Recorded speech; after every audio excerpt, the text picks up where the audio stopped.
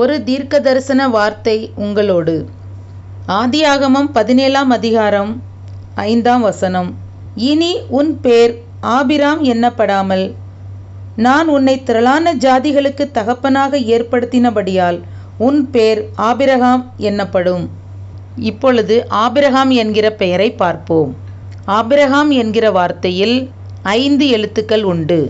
Olaf, பெத், ரேஷ், ஹே, மெம், சோஃபித். இந்த 5 எழுத்து சேர்ந்ததுதான் Abraham. இன்னைக்கு நாம் எல்லோரும் ஆபிரகாமுடைய பிள்ளைகள் என்று சொல்லுகிறோம். ஆபிரகாமுடைய பிள்ளை என்றால் இந்த டீகோடிங் உங்களுக்குள் இருக்கிறதா என்று பாருங்கள்.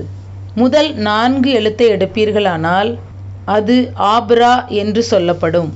ஆப்ரா என்றால் சிறகுகள். ஒரு வசனத்தை நாம் வாசிப்போம். சங்கீதம் 91:4. அவர் தமது சிறகுகளாலே உன்னை மூடுவார்.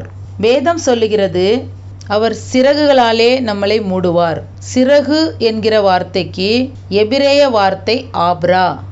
யாரை மூடுவார்? உன்னை மூடுவார்.